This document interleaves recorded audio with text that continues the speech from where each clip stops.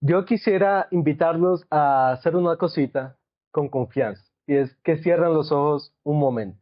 Y yo les aviso cuando los abren otra vez.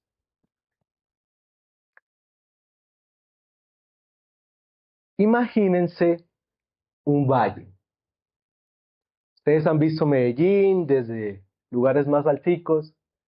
Imagínense que ese valle es Medellín. Sin edificios, sin árboles, sin pastico, sin una sola hoja verde y sin un solo sonido. Y el piso. Mira el piso de este valle cubierto de huesos, huesos resecos, blanqueados por el sol, regados por todas partes, como si una batalla hubiera terminado hace tanto tiempo que nadie recuerda quién peleó, ni por qué, ni cuándo. Miles y miles de huesos, con un silencio que se siente pesado. De repente sopla un viento y en medio de ese viento hay una voz que hace una pregunta. Una pregunta que la verdad no tiene ningún sentido. La voz pregunta, ¿podrán vivir estos huesos? Ahora abran los ojos y les pregunto a ustedes, ¿uno cómo responde a una pregunta así? Parado frente a un campo lleno de huesos secos muertos hace años, la respuesta honesta es no. ¿Podrán vivir esos huesos secos? No. Los huesos no vuelven a vivir, eso no suele pasar. Uno no ve un huesito que de repente le sale en patica y sale caminando por ahí, ¿cierto? Uno no junta huesos del piso y les manda a vivir. Ese valle que les pedí que se imaginaran es real. Está en Ezequiel 30, en Ezequiel 37 y vamos a llegar allí, pero ese valle también es un lugar que ustedes y yo conocemos. Yo conozco ese valle de una madrugada que me prometí por enésima vez que esa vez sí iba a cambiar de verdad. Y lo dije en serio. Al miércoles ya se me había olvidado lo que yo había prometido. Y volví exactamente al mismo punto, al mismo huesito seco de siempre. Ese valle es el lugar donde uno ha intentado de todo para cambiar el corazón y uno ve como que nada pasa, que nada se mueve. Donde uno ya leyó, ya oró, ya prometió, ya intentó con todas las ganas y todas las fuerzas que tenía, y al final sigue siendo el mismo. Si tú conoces ese valle como yo, ese sermón es para ti. Ahora, para entender ese valle, tenemos que saber dónde está parado el pueblo de Dios cuando se hace esa pregunta. Porque Ezequiel no le está escribiendo a gente cómoda, le está escribiendo a un pueblo que está en el suelo. Estamos más o menos en el año 597 a.C. Babilonia, el imperio más grande del mundo, cae sobre Jerusalén y se lleva deportada a lo mejor que tenía la ciudad. La realeza, los sacerdotes, los líderes. Entre los deportados va un joven sacerdote, Ezequiel, arrancado de su tierra y plantado a la orilla de un canal en Babilonia, lejísimos de su casa. Y unos años después llega la peor noticia de todas. Jerusalén ha caído del todo. Y el templo de Salomón queda hecho escombros. Piensa en lo que eso significaba para ellos, escuchar esa noticia. Todo lo que le decía a Israel que era pueblo de Dios, todos había venido abajo al mismo tiempo. La tierra perdida, la ciudad arrasada, el rey preso, el templo destruido. Y lo más fuerte de todo es lo que el libro cuenta en los capítulos 10 y 11. la gloria de Dios, su presencia, se levanta y sale del templo. Como si Dios mismo hubiera cerrado la puerta y se hubiera ido. Esa escena es muy triste y aún más desoladora que la imagen del Valle de los Huesos Secos. Porque la lectura del pueblo es que Dios los abandonó. Entonces, la pregunta más honda de los exiliados no era cuándo vamos a volver a casa. La pregunta que les quitaba el sueño era otra, una mucho más profunda. ¿Será que todavía somos pueblo de Dios? ¿O es que ya nos desechó? El exilio se sentía como Dios diciéndoles a la cara, ustedes ya no son míos. Y aquí es donde esto se vuelve nuestra historia, no solo la de ellos. Porque como lo hemos dicho ya en varias ocasiones en esta serie, venimos diciendo que Dios está contando una sola historia para su gloria. Y que en esa historia, nuestras vidas son capítulos de esa historia grande que le está contando para su gloria. Pues hoy la historia toca fondo. Hoy toca un capítulo en el que está un pueblo que parece muerto y un valle lleno de huesos secos. Y la pregunta queda colgando en el aire. ¿Qué hace Dios con un pueblo que ya está muerto? Pues nosotros no estamos en Babilonia, ¿cierto? Y al mismo tiempo, ese país conoce el desarraigo, conoce que es que una familia sea arrancada de su tierra y la dejen empezando de cero en otra parte. Y el corazón. El corazón de cada uno aquí también conoce su propio exilio. Esa distancia de Dios, esa sensación de ya no doy más, ese punto donde uno se siente lejos y seco por dentro. Déjenme decirles tres cosas que hace este libro, el libro de Ezequiel. Primero, te va a mostrar que el problema no está donde tú crees que está. Lo segundo que va a hacer el libro de Ezequiel es que te va a decir qué promete hacer Dios al respecto de ese problema y que es algo que tú y yo no podemos hacer por nosotros mismos. Y lo tercero nos va a llevar hasta el final, hasta donde todo esto se vuelve verdad y se cumple, especialmente en nuestro Señor Jesucristo. Y debajo de todo eso va a seguir latiendo esa misma pregunta. ¿Quién cambia el corazón? ¿Es algo que nosotros fabricamos o es algo que recibimos de otro? Oremos un momento y continuamos con eso. Señor, por favor, háblanos, Señor. Que podamos escuchar tu voz y que podamos experimentar la vida que solo es producida por tu palabra, Señor.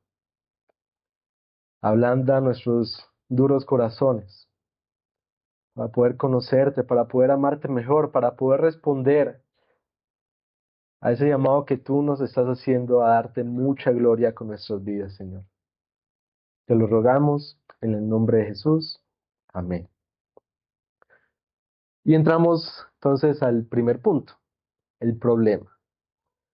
Y el problema es un corazón que no podemos cambiar. Antes de entrar, quisiera que abramos el libro porque, ustedes saben, siempre queda esa duda de uno de dónde dice lo que dice. ¿Será que uno se lo inventa? ¿De dónde? ¿Cierto? ¿Se acuerdan que dijimos que Babilonia se llevó deportada a la flor y nata de Jerusalén? A la realeza, a los sacerdotes, a la gente más importante. Bueno, esa gente a la que se sentía la mejor por encima de todos, a la que Dios manda a Ezequiel. Y desde el capítulo 2 le dice con todas las letras a quién lo está enviando. Y eso dice Ezequiel capítulo 2, versículos 3 al 5. Entonces me dijo, hijo de hombre, yo te envío a los israelitas, a una nación de rebeldes que se ha rebelado contra mí. Ellos y sus padres se han levantado contra mí hasta este mismo día. A los hijos de duro semblante y corazón empedernido, a quienes te envío, les dirás, así dice el Señor. Tal vez ellos escuchen o dejen de escuchar, porque son una casa rebelde. Sabrán que un profeta ha estado entre ellos. Una casa rebelde, gente de duro corazón, que oye y no quiere oír. Guarda esas palabras. Un corazón duro, porque va a ser la llave de todo este sermón. Un corazón duro. Lo primero que hace Ezequiel es algo que a uno le incomoda. Porque cuando uno está en el exilio, cuando ya todo se cayó, lo natural es pensar que el problema está allá afuera, ¿cierto? El problema es Babilonia. El problema es el imperio, las circunstancias, la mala suerte, mis antepasados, la gente que me hizo daño. Y si el problema está allá afuera, entonces la solución está allá afuera, ¿cierto? Y los exiliados tenían dos soluciones de afuera, dos salidas. Miren las dos porque son las mismas que nosotros utilizamos. La primera salida era el poder. Hagamos una alianza con Egipto, ustedes lo van a leer en el libro de Ezequiel. Hagamos una alianza con Egipto. Busquemos un ejército más grande, un aliado fuerte, una jugada política que nos saque de esta. Si consigo suficiente fuerza, suficiente respaldo, suficiente control, pues yo me salvo y me libro de esto. Esa es la salida del que dice, yo me las arreglo. Yo puedo, yo arreglo dos, tres cositas y estoy del otro lado. Yo no necesito a nadie, no necesito a Dios. Pero había una segunda salida y esta es más refinada porque se viste de fe y eso la hace aún más peligrosa. Los exiliados podían decir, no, nosotros somos la gente del pueblo. Nosotros somos el pueblo escogido, los hijos de Abraham, los que tenemos los ritos, los que cumplimos. Mira, aquí tenemos la ley, nosotros la practicamos. Dios no nos puede dejar tirados. Antes Dios nos debe algo. Nosotros, la verdad, somos mejores que nuestros abuelos. De hecho, tenían un dicho para zafarse de su culpa. Decían, los padres comieron las uvas agrias y a los hijos les da dentera, un dolor punzante en los dientes. O sea, eso no es culpa nuestra, es culpa de los de antes. Nosotros aquí estamos bien. Echarle la culpa al de atrás para no mirarse uno hacia adentro. Y ese dicho, yo no me lo inventé, ese dicho aparece en Ezequiel 18.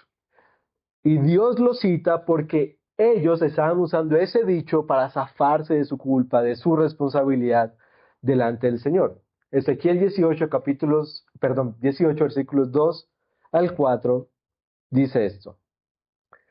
¿Qué quieren decir ustedes al usar este proverbio acerca de la tierra de Israel? Que dice, los padres comen las uvas agrias y los dientes de los hijos tienen la dentera. Vivo yo, declara el Señor, que no volverán a usar más este proverbio en Israel. Todas las almas son mías, tanto el alma del Padre como el alma del Hijo, mías son. El alma que peque, esa morirá. ¿Qué tal? ¿Ven lo que estaban haciendo con ese refrán? Estaban soltando su responsabilidad. Es como decir, yo estoy en ese hueco por culpa de otros, por lo que hicieron los de antes, no por nada de lo que yo haya hecho. Y fíjate que eso es muy, pues, de los que llegan a creerse mejor o superiores a los demás. Los importantes, los que de pronto dicen, no, pues yo no puedo caer de ninguna manera en este tipo de problemas, en este tipo de chicharrones. No, eso tiene que ser responsabilidad de otro. Es imposible que el problema sea yo. El problema es el de al lado o el de atrás, pero no soy yo. Por eso, a esa élite deportada le encantaba tanto ese dicho de las uvas. Porque claro, era decir, no, no, la responsabilidad es de mis abuelos o la responsabilidad es del resto del pueblo que está allí haciendo cosas en contra del Señor. Y aquí, eso hay que decirlo con cuidado porque esto tiene dos caras y las dos caras son muy feas. Una cara es la del que le está quitando responsabilidad al otro. Perdón, primero el que se quita la responsabilidad de encima, esa es la primera cara de esto, ¿cierto? Todo lo que vivo es culpa de alguien más, de mi papá, de mi pasado, de los que me hirieron. Esa es una de las caras. La otra cara, que es igual de fea, es la del que le quita la responsabilidad al otro. El discurso de, ay, pobrecito. El que trata a la gente como si no fuera capaz de responder por su propia vida. Y aquella élite usaba ambas caras porque ambas le servían, para no mirarse el corazón. Ahora, uno tiene que ser justo, ¿cierto? Porque uno también reconoce que a uno le pueden llegar a tocar circunstancias que uno no escogió y dolores que realmente no son culpa de uno. Eso es real y yo no lo voy a minimizar. Pero mira la diferencia. El que tiene el corazón en el lugar adecuado no se lava las manos diciendo es culpa de otros, ni se hunde diciendo entonces ya no hay nada que hacer. Hace algo más parecido a lo que luego vamos a ver que hace Ezequiel. Dice o prefiere decir más o menos algo como, Señor, esas no son las circunstancias que yo escogí. Yo no las habría escogido de ninguna manera. Vivir esto, como yo lo estoy experimentando, me duele mucho. Y aún así, sé que puedo vivirlo contigo, confiando en ti y descansando en ti. Y ojo, eso no es fabricarse el corazón a pulso, es traerle a Dios el corazón y ponerlo en el lugar adecuado, delante de Él, en sus manos, en vez de esconderlo detrás de la culpa de alguien más. Y aquí Ezequiel le da un giro a todo eso. Porque noten que Ezequiel nunca pone al pueblo a pelear contra Babilonia. Él hace algo para volteárselas y que vayan a mirar sus corazones. Y les dice en esencia, ustedes creen que el problema es el exilio, cuando en realidad el exilio es solamente un síntoma de su mayor problema. La enfermedad la traen por dentro. Miren su historia. Toda su historia está repleta de generación tras generación que ha querido ir con un corazón que se da vuelta y se aleja de Dios. Babilonia no es su problema. Babilonia no es la raíz. La raíz está en sus corazones. Y él le pone nombre a ese corazón. Lo llama corazón de piedra. Un corazón endurecido, frío, que no responde, que no sienta a Dios, que no se va a dejar mover. Rebelde. Piensa en una piedra no late, una piedra no se ablanda, no escucha. Tú puedes ponerla al sol, puedes hablarle, puedes rogarle, la piedra va a seguir siendo piedra. Y la verdad, ese diagnóstico es lo más difícil de tragar en todo Ezequiel.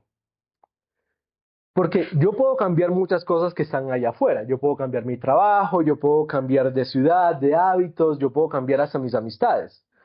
Pero ¿cómo hago para cambiar el órgano con el que yo tengo que cambiar? Me embaló. Ezequiel me embaló.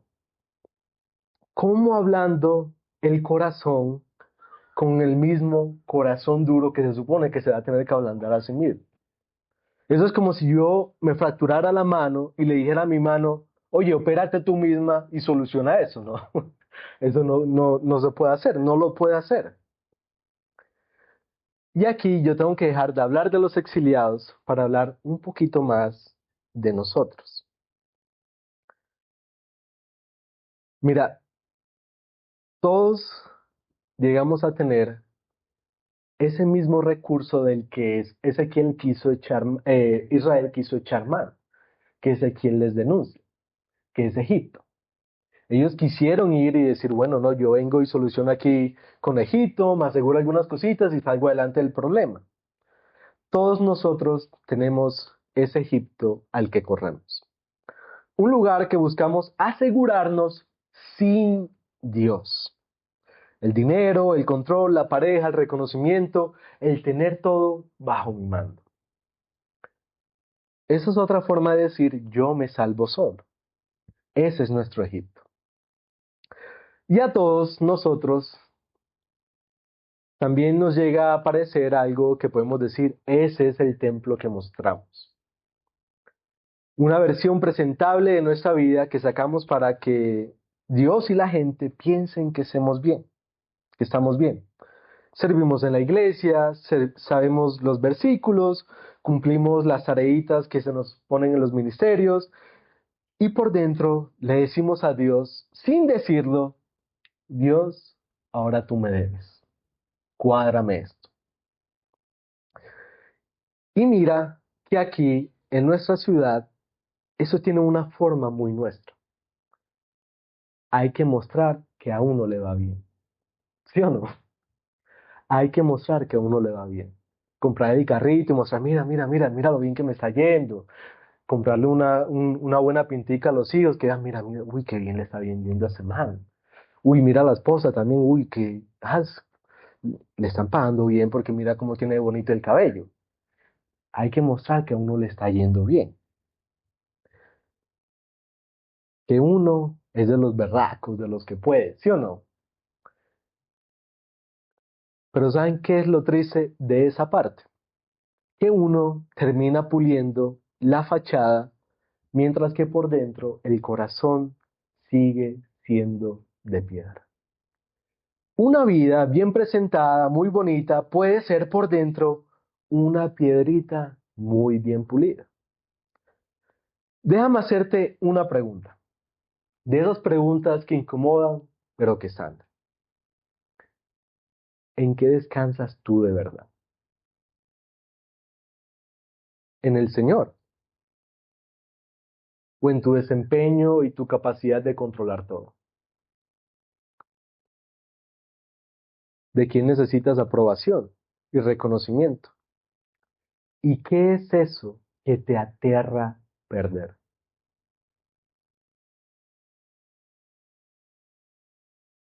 Cuando uno se hace esas preguntas con honestidad, llega al punto más hondo de todos. Porque si mi problema de fondo es un corazón que yo no puedo cambiar, entonces vuelve la pregunta del valle. ¿Podrán vivir estos huesos? ¿Puede un corazón muerto volver a latir? ¿Puede un pueblo que ya se dio por perdido volver a ser pueblo?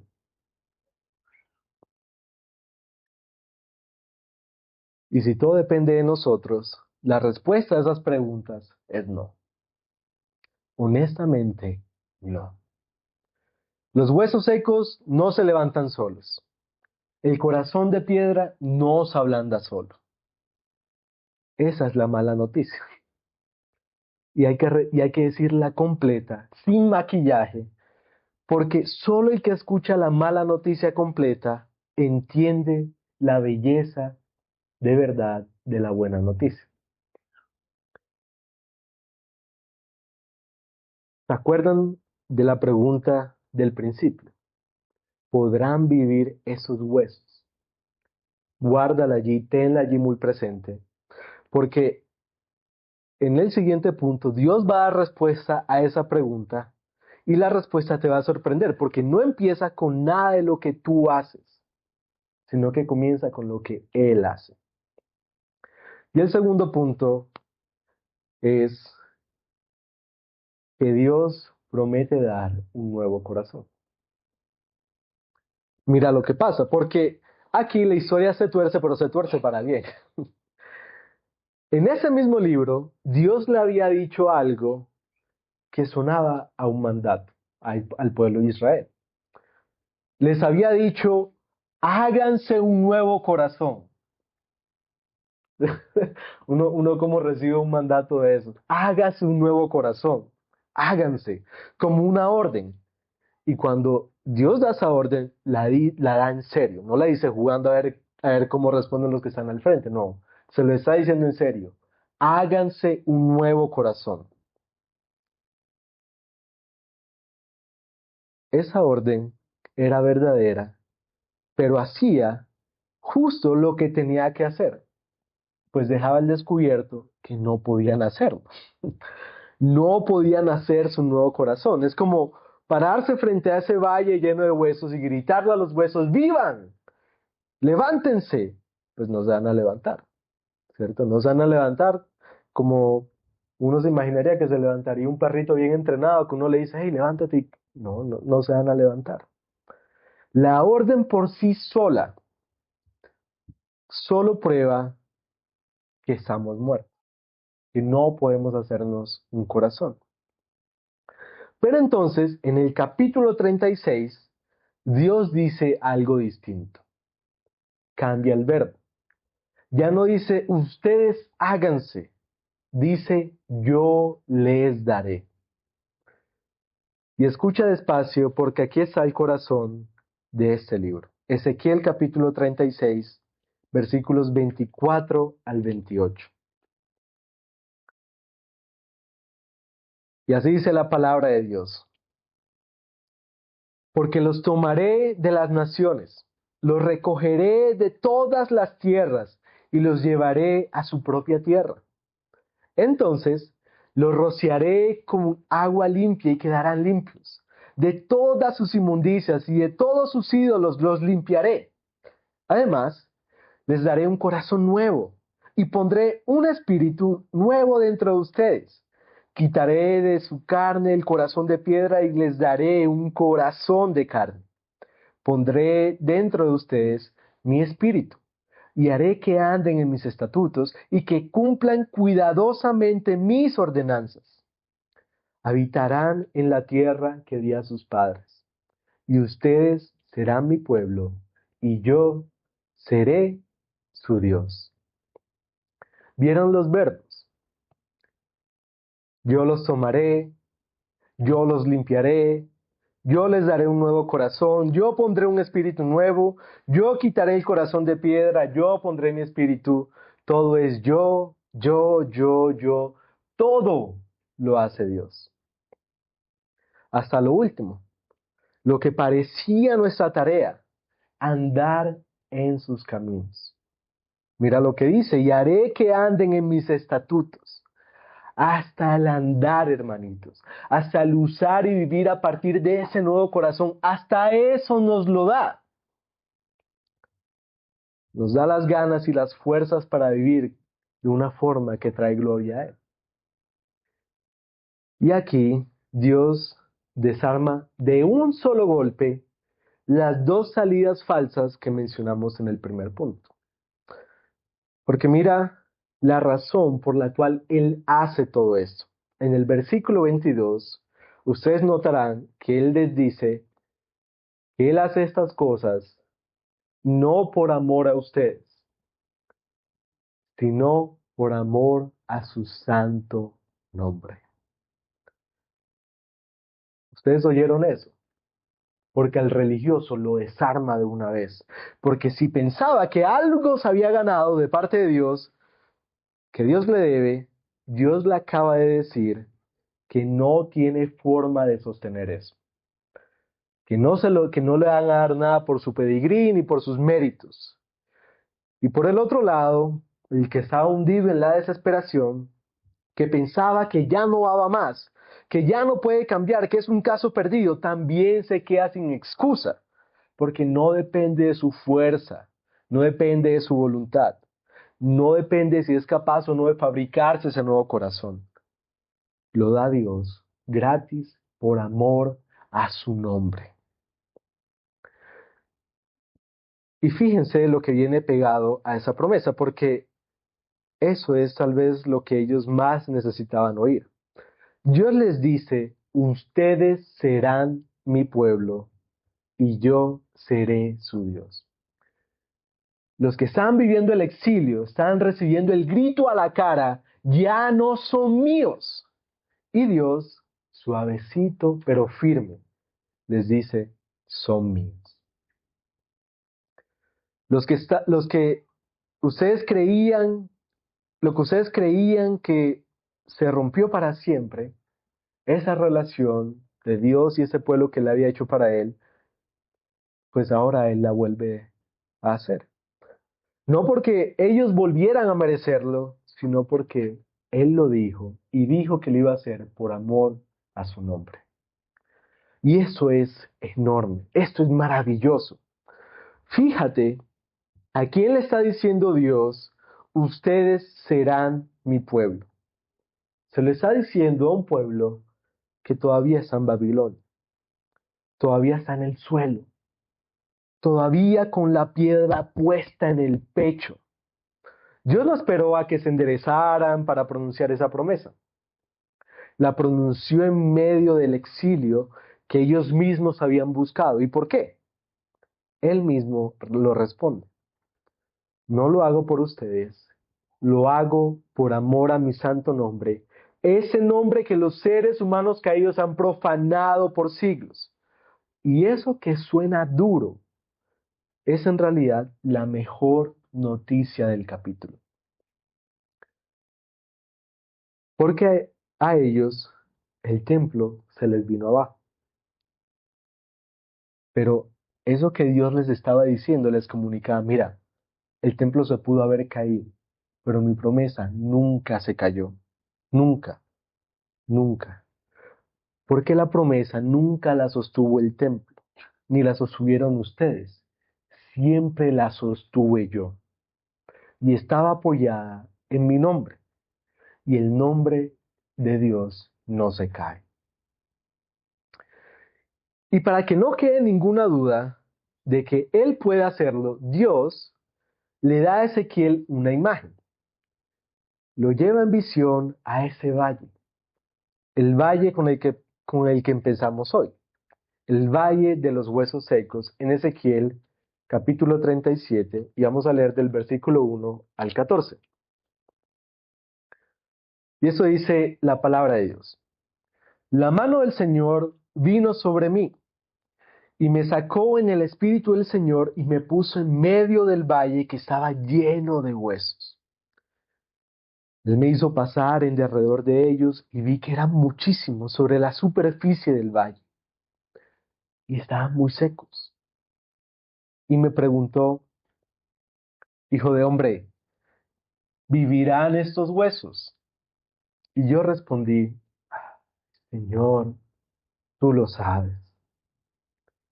Entonces me dijo, profetiza sobre esos huesos y diles, huesos secos, oigan la palabra del Señor. Así dice el Señor Dios a esos huesos, voy a hacer que en ustedes entre espíritu y vivirán. Y pondré tendones sobre ustedes, haré crecer carne sobre ustedes, los cubriré de piel y pondré espíritu en ustedes y vivirán.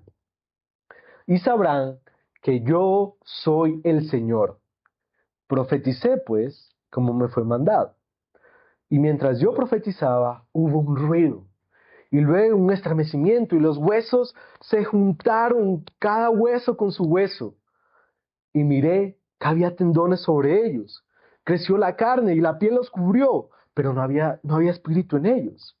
Entonces, él me dijo, profetiza al espíritu, profetiza, hijo de hombre, y dile al espíritu, así dice el Señor. Ven de los cuatro vientos su espíritu y sopla sobre estos muertos y vivirán. Y profeticé, como él me había ordenado, y el espíritu entró en ellos y vivieron y se pusieron en pie, un enorme e inmenso ejército. Entonces él me dijo, hijo de hombre, esos huesos son toda la casa de Israel. Ellos dicen, nuestros huesos se han secado y nuestra esperanza ha perecido. Estamos completamente destruidos. Por tanto, profetiza y diles, así dice el Señor. Voy a abrir sus sepulcros y los haré subir de sus sepulcros, pueblo mío, y los llevaré a la tierra de Israel. Y sabrán que yo soy el Señor cuando abra sus sepulcros y los haga subir a ustedes de sus sepulcros, pueblo mío. Pondré mi espíritu en ustedes y vivirán, y los estableceré en su tierra. Entonces sabrán que yo, el Señor, he hablado y lo he hecho, declara el Señor.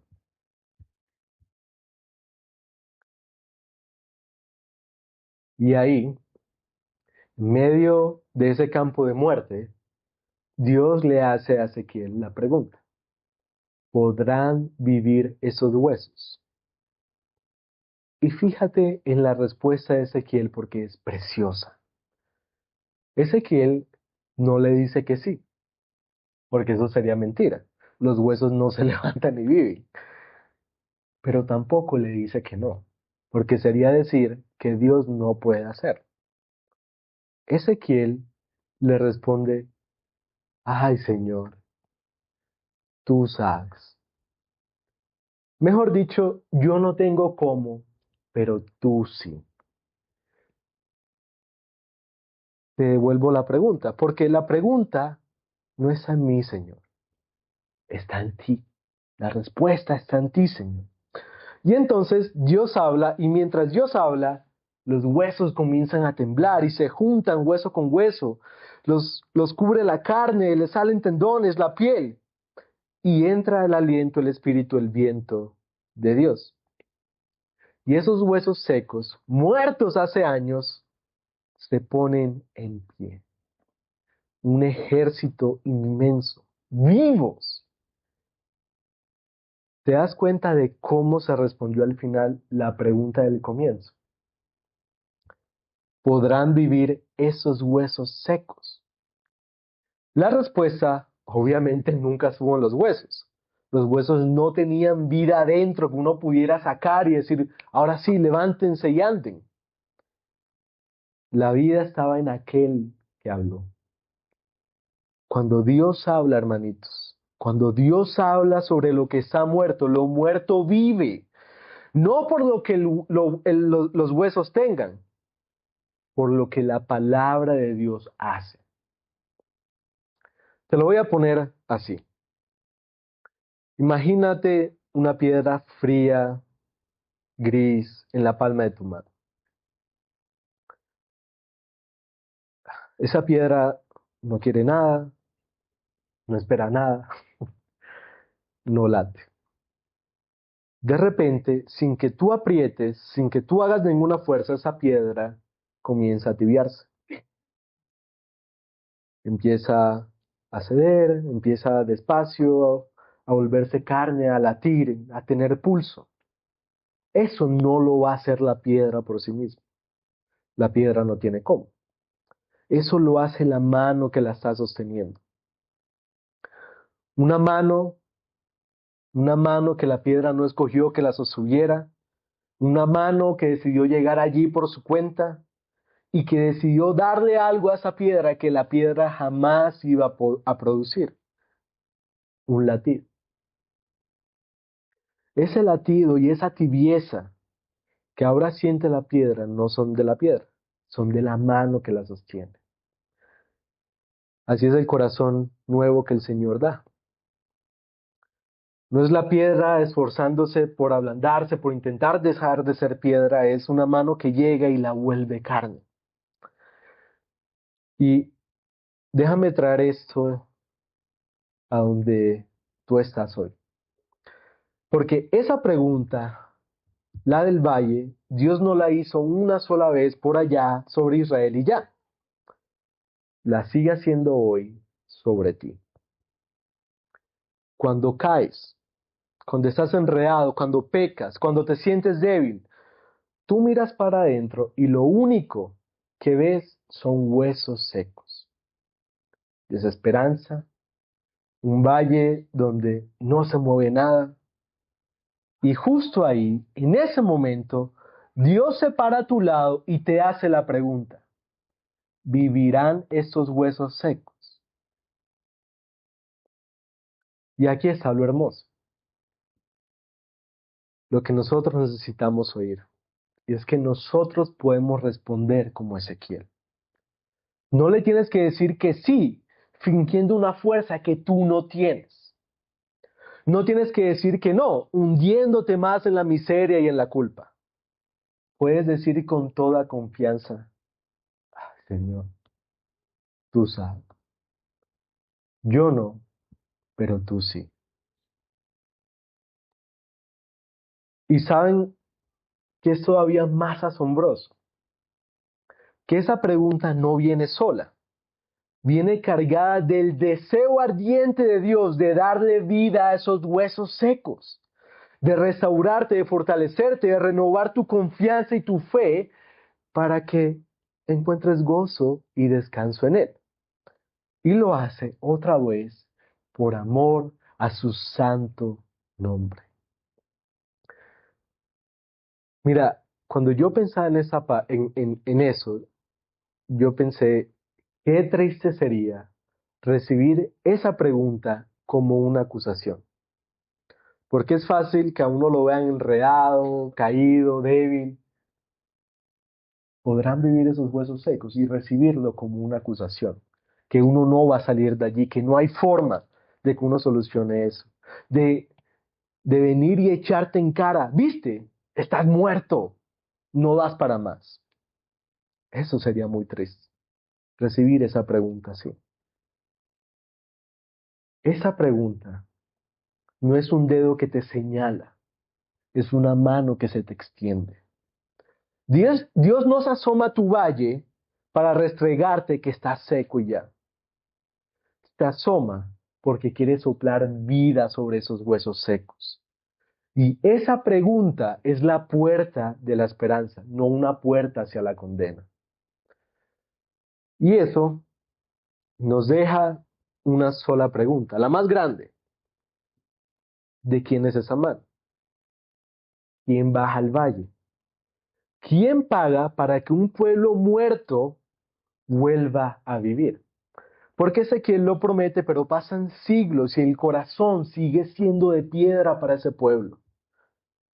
La promesa, sin lugar a dudas, es gloriosa, es hermosa, pero todavía le falta un nombre que Ezequiel no le puede dar. Y eso nos lleva al tercer punto, y es que este corazón nuevo se cumple en Cristo. Y aquí tenemos que pensar con cuidado porque es muy fácil y muy tentador dar un brinco de Ezequiel hasta Jesús. Pero yo quisiera que viéramos más bien un puente que Dios mismo ha querido armar para su gloria.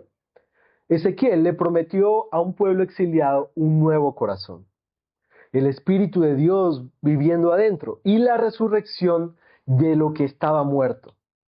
Y todo eso hecho por iniciativa de Dios. Eso significó en su tiempo, así se recibió, y uno tiene que hacerse la pregunta, ¿eso cómo se cumple? Y no solo eso, ¿cómo se supera incluso eso en Cristo?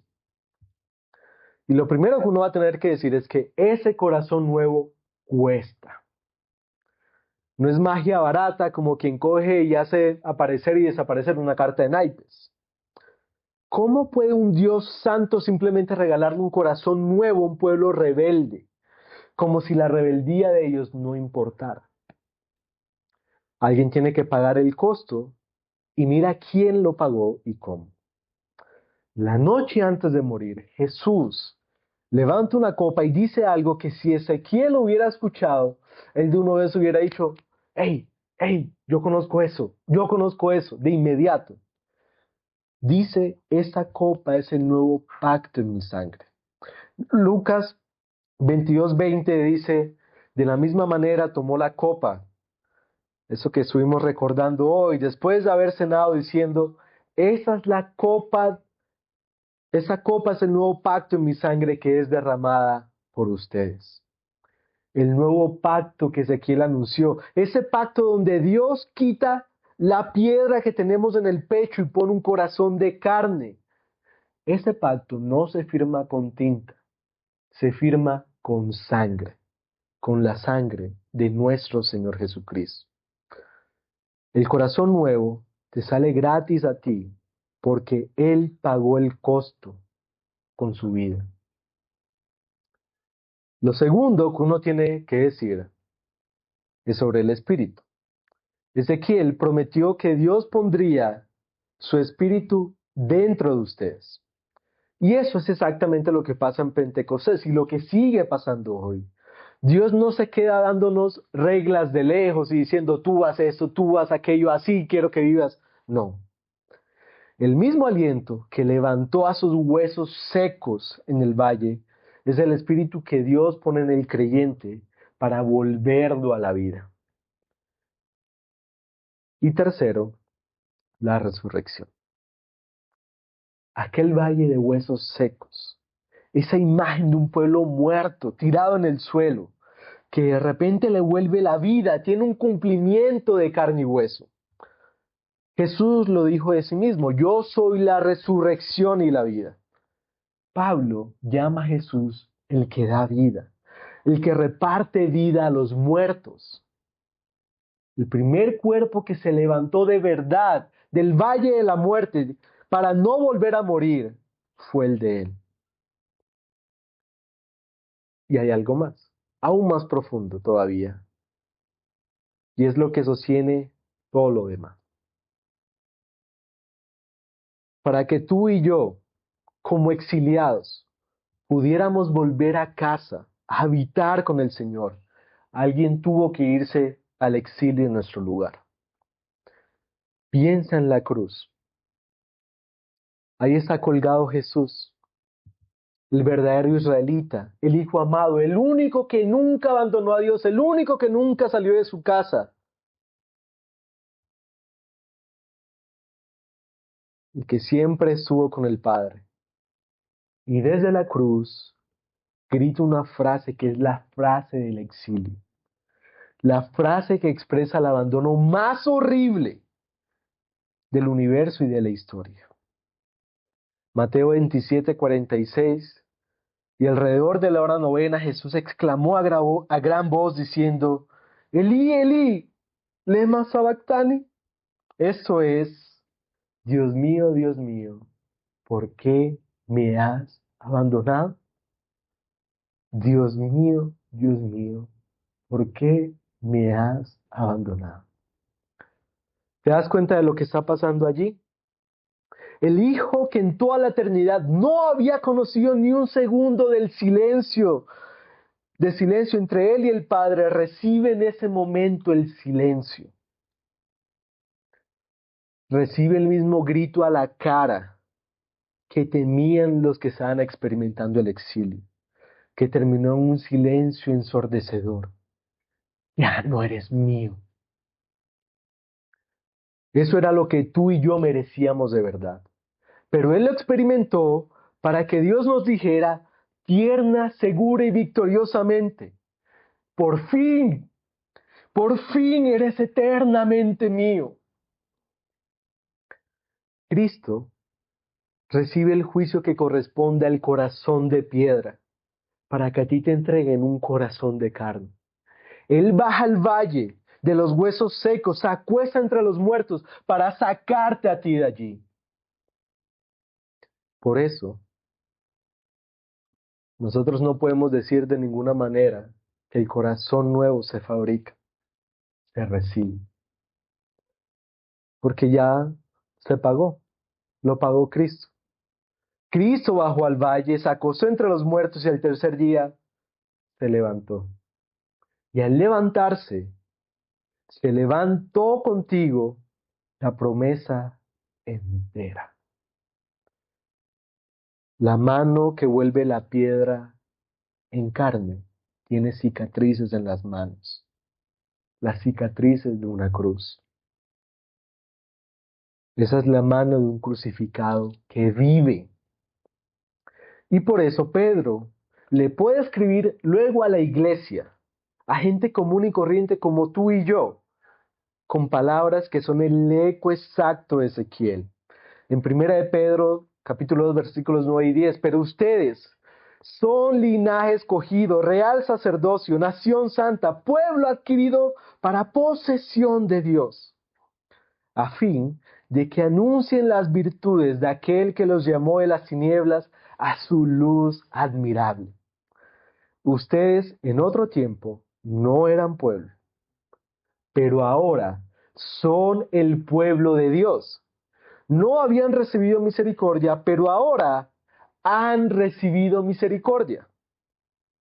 Antes no eran pueblo, pero ahora son pueblo de Dios.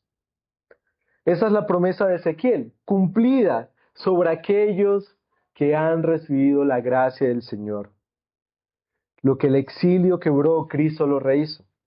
La fórmula que recorre todo el libro para que sepan que yo soy el Señor encuentra aquí su respuesta plena.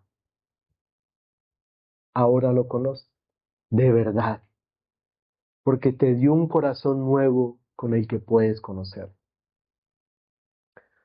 Y esa es la idea de todo este sermón, dicha sin rodeos. Dios no te pide fabricar un corazón nuevo, te lo da en Cristo y al dártelo te hace parte de su pueblo y te da las fuerzas para vivir conforme a ese nuevo corazón que Él te dio y las ganas de querer vivir conforme a ese nuevo corazón que te dio por lo que Él ha hecho por ti. Antes de terminar, quiero hablarle a alguien en particular. Tal vez eres tú. Le vi a varios caras de nerviosismo. Yo de aquí, yo no sé hablar. Sí, el Señor me mostró, Andrea, hermanita. Yo voy a decir 4 cosas, cada una para una persona distinta. Y tal vez tú vas a saber cuál es la tuya. Tal vez tú llegaste hoy cansado de sostenerte a ti mismo. Llevas años tratando de cambiar tu propio corazón con toda tu fuerza de voluntad, con disciplina, con propósitos, con listas, y estás agotado o agotada. Porque cada vez vuelves al mismo punto. Para ti es esta palabrita. Descansa. Descansa. No porque te rindas, ni porque yo te estoy pidiendo que te rindas, sino porque el trabajo que te estaba matando a ti nunca fue tuyo, nunca fue tuyo. El corazón nuevo no se fabrica por la fuerza, se recibe de las manos de nuestro Salvador. Suelta el cincel, que no vas a hacer nada con tu corazón de piedra. Abre la mano y recibe el corazón que solamente nuestro Salvador nos puede dar. Tal vez tú no te identificas con eso, porque a ti la verdad te va muy bien en las cosas del Señor. Sirves, sabes algunas cositas, cumples con un par de tareitas, eres muy generoso y por dentro, sin decirlo, sientes que ya hiciste tu parte y que Dios te debe algo. Otra vez, no tienes que decírselo a Dios para decírselo. Hermano o hermana, con todo el cariño del mundo, tú eres el exiliado que se blinda con el templo. Y el Evangelio no es igual a tu desempeño, no lo es. Y a ti te va a costar mucho más soltar tu bondad que al otro soltar su pecado, porque tu piedra se ve más bonita. Pero esa piedra es piedra. Y a ti también Dios hoy te ofrece lo mismo, un nuevo corazón. Tal vez hay alguien que aquí ya no quiere ni luchar, que dice, no, a mí ya no me hable más de nuevo corazón, yo ya estoy perdido, ya no hay nada que hacer conmigo, para mí ya no hay vuelta atrás. Tal vez tú eres esa persona. Y si es así, escúchame bien. El valle de los huesos secos no es el lugar donde Dios se da por vencido. Es el lugar exacto donde Dios quiere dar vida. La pregunta no es si tus huesos tienen suficiente vida como para pararse y hacer algo por ellos mismos. no la tienen y eso está bien admitirlo y hay que admitirlo. La pregunta es si aquel que da vida por su palabra puede dártela a ti, en medio de tus enredos, en medio de tu pecado, en medio de tu debilidad. Y escúchame bien, sí puede y quiere hacerlo. Él se especializa en valles que todos dieron por perdidos. Y tal vez tú estás en una temporada tranquila. Todo más o menos está en orden y por eso no sientes que necesites nada de esto. Con todo cariño también para ti, hermanito o hermanita, un corazón de piedra también puede ser un corazón muy cómodo y estar muy cómodo. La comodidad no es lo mismo que la vida de la que nos habla Ezequiel. No esperes tocar fondo para pedirle a Dios que te cambie el corazón. Pídeselo hoy, mientras todo está bien, y disfruta de toda esta gracia común como quien descansa en sus manos de verdad. Ahora, ¿qué hacemos esta semana con todo eso que yo les acabo de decir, cierto? Dos cosas muy concretas, y las dos nacen de recibir, no de ir y fabricar cosas que no podemos hacer. Una es pide, pide. Todos podemos pedir, ¿sí o no? Yo les propongo que esta semana, antes de hacer cualquier cosa, oren en voz alta las mismas palabras de Ezequiel. Dile a Dios, Señor, ablanda mi corazón. Que tu espíritu habla a mi corazón para que pueda vivir la vida que solo tú das y la vida que solo tú sustentas, para poder conocerte mejor y amarte mejor. No es una oración difícil, ¿cierto? Pero tampoco es un truco.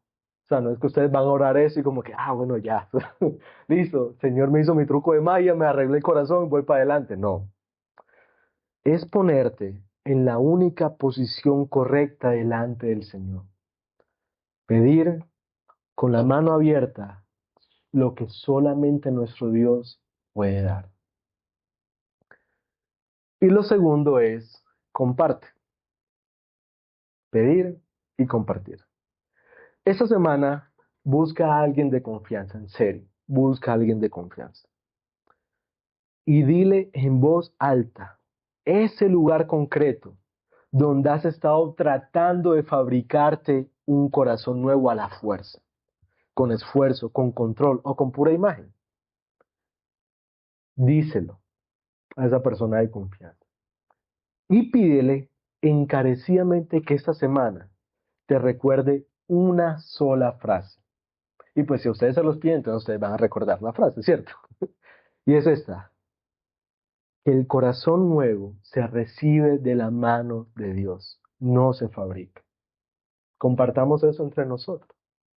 Que el corazón nuevo, por el que a veces trabajamos hasta el cansancio, no lo fabricamos nosotros, lo recibimos de la mano de Dios. Porque el valle del que habló Ezequiel, si ustedes notaron, en ese valle no revive un huesito que se para, anda solo y se va. Es un ejército completo el que revive, el que se levanta juntos. Y antes de orar, una última vez, ¿cuál es la idea con la que te vas hoy? El corazón nuevo no se fabrica, se recibe de la mano de nuestro Señor Jesucristo. Los huesos de aquel valle no llamaron a Dios, no lo buscaron, no le ofrecieron nada, no dieron el primer paso, estaban muertos. Dios llegó porque quiso, habló porque quiso, y lo que habló, lo hizo. Así lo afirma el propio libro. Yo, el Señor, he hablado y lo he hecho. Esa misma palabra es la que nos alcanza hoy a nosotros. En Cristo, Dios nos ha hecho parte de su pueblo. Y una palabra que llegó cuando estabas muerto no se sostiene en lo que tú puedas hacer. Esa palabra la sostiene el que la habló. Y esa palabra nos la dieron a nosotros en Cristo. Amén.